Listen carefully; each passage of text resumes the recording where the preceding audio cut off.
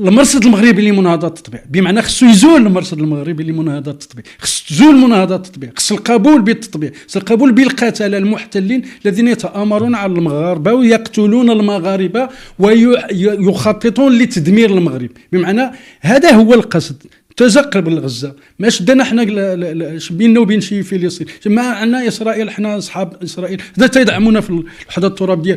هذا هو الخطاب، هذا هو الخطاب ديال الاجنده اللي موراها الموساد وموراها مراكز الدراسات وموراها خبراء تيتيني هنايا كيكتبوا مثلا بروز مادي ويزمان الانثروبولوجي، له دراسات كثيره عن ما يسمى بالمساله القضيه الامازيغيه وإيمازيغن، والمؤرخ إيغال بنون اللي هو ضابط في الموساد والاخر حتى هو ضابط في الموساد، ويكتبوا لفائده معهد موشيديان للابحاث والدراسات الى اخره. هؤلاء صيبوا شبكه ديالهم وتحدث عنها رئيس شعبة الموساد السابق عاموس يادلين، وقال في 2013 وهو يمرر المسؤولية لخلفه ويستعرض حصيلة عمله على رأس هذا الجهاز الاستخباري الأخبث في العالم، يقول بأننا أنهينا من إرساء شبكة عملائنا في كل من تونس والجزائر وخصوصا في المغرب جاهزة للتأثير والتخريب في أي لحظة، للتأثير والتخريب في أي لحظة. وهو القائل كذلك في سياق آخر بأن قوة الموساد في أن 80% من الذين يشتغلون في الموساد لا يعلمون أنهم يشتغلون في الموساد، بمعنى أنه تخطط مخططات ومشاريع ويوظف في هذا وذاك شخصا كان أو مؤسسة أو هيئة وكذا، والكل يعتقد أنه يدافع عن قناعاته في صرائم الحال أنه كلهم يخدموا مخطط مصايب دافونس وكلهم كيخدموا الأجندة، وعاموس يادلين والموساد كيتسناو النتيجة لهيه بعيدة فوقاش إلى آخره.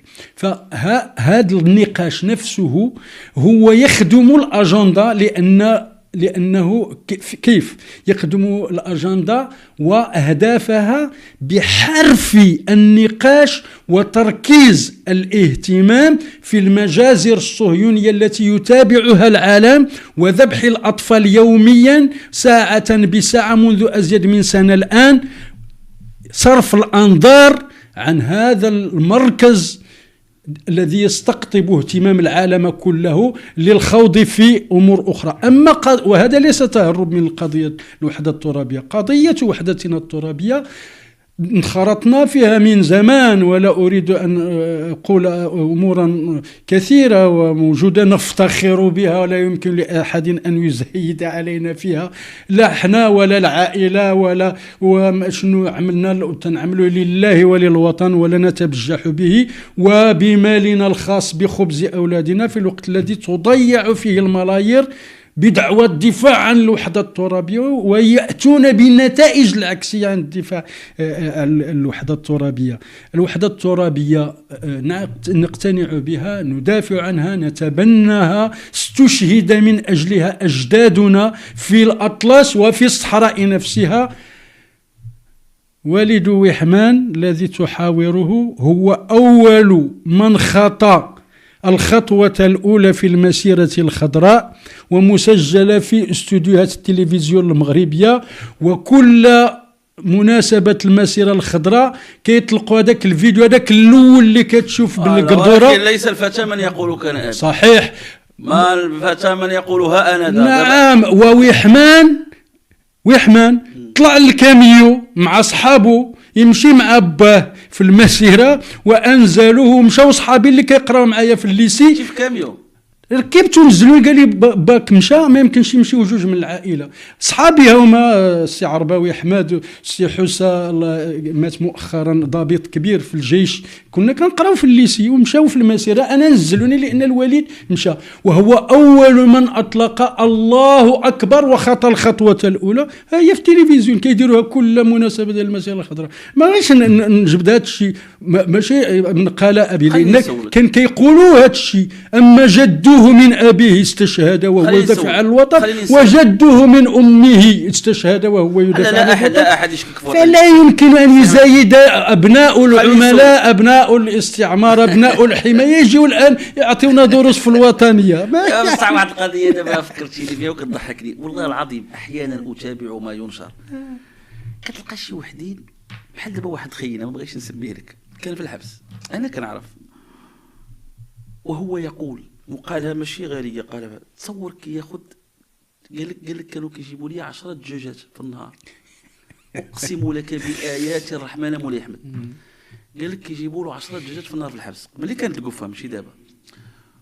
قال لك 10 كيلو د اللحم، قال لك شي 5 الانواع 6 10 الانواع ديال الحلويات، وكتدخلوا الزوجه ديالو ولا كذا.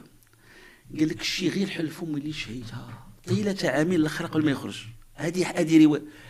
عرفتي ملي كنشوفو كيهضر دابا بلاتي وكيهضر على حسن نصر الله وتصور حسن نصر الله وخلت اختال مع وواحد تصور يضعف امام 1000 درهم، ما عمرو سجل شي موقف للتاريخ وقت قلب وكيبقى يهضر. اختلف مع حسن نصر الله واختلف مع هنيه واختلاف مع اي واحد، ملي غنحفظوا الناس مقامتهم. هو واحد مشبوه، علاش انا ما كنبغيش نجاوب؟ دابا سي حميد انا عارف علاش كتهضر وانا لا داعي لا يمكن لا يستحق ان نذكر اسمه. فوالا علاش انا كنهضر على كظاهره، لانه هادو بعدا مصيبه هادو هما كلنا اسرائيليون باللحيه، لان كانوا كلنا اسرائيليون بلا لحيه وكلنا اسرائيليون باللحيه.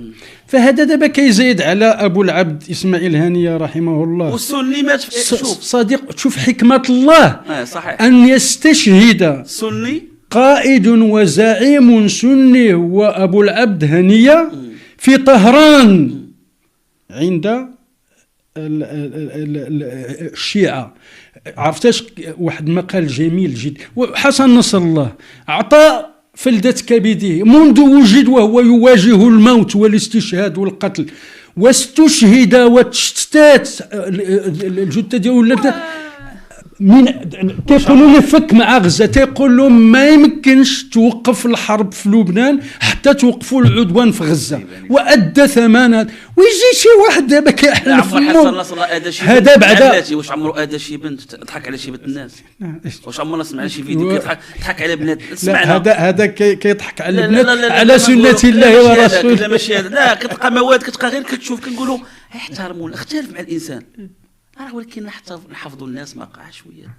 واش واحد عباد الله زعيم السي احمد وزعيم تحت الارض ورفض يساوم على القضيه الفلسطينيه وعلى غزه ومات شي روح وسلام معها؟ هادو يا سي حميد يا سي حميد هادو خدامين عند اللي كيقول لهم ما يقولوا. غنقاطعك ما غاديش نقول شي واحد. لا عنطلبك ارجوك السي احمد، انت رجل فاضل بس لا يستحقون. خلينا نكملوا نقاشنا غزال. صحيح. عافاك انا طلبتك عرفتي باش فكرتيني دابا علاش انا ما كنجاوبهمش؟ باش فكرتيني انا داروا عليا والله ما كنجاوبهم غير باش نقول لك ماذا قال واحد فيهم. لا الكذوب مثلا قال ويحمان وتنط واحد فيهم ونشر وتحمى بلا حياة بلا حشمة.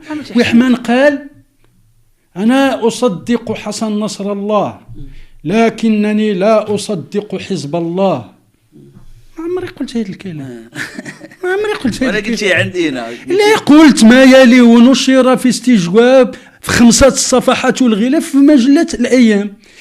سولوني واش تصدق حسن نصر الله وما تصدقش ناصر بوريطة؟ أجبت بما يلي نعم أصدق حسن نصر الله ولا أصدق بوريطة، لأن حسن نصر الله يصدق الصهاينة. عرفت ماذا قال أزولاي؟ أنا كتبت مقال أزولاي 2 نقاط أنا أصدق حسن نصر الله. أزولاي ماشي أندري أزولاي المستشار الملكي، أزولاي معرف العلاقة العائلية مع المستشار الملكي رئيس مستوطنات الشمال. لما طرح هذا الموضوع اللي سبب الآن توغل البري في الحدود مع جنوب لبنان، فقالوا غادي نرجعوا نتنياهو جالانت قالوا غادي نرجعوا مستوطني الشمال إلى مستوطناتهم. فعمل 2 ديال الاستجوابات رئيس مستوطنات الشمال كلها سميتو أزولاي، ما عقلتش على لو برينون ديالو، سميتو أزولاي. لا علم من علاقة مع إيزولين عندنا هنا. فقال لن نعود حتى يقولها نصر الله، نحن نثق في نصر الله ولا نثق في مسؤولينا. هذا كلام موجود. هما دابا كيتصيد دابا هما بالنسبه لهم لا فانا قلت بحال ضد المغرب. لا كيفاش كيكذبوا باش يقول انا اللي قلت. اما نصر الله ما كنصدقوش لانه عز في الشرطي العنصري القاتل، وأدان في النقب، وأدان الشهيد الذي تدرج في دمائه دفاعا عن وطنه وعن مقدساتنا حتى نحن مصر رسولنا الكريم. ولذلك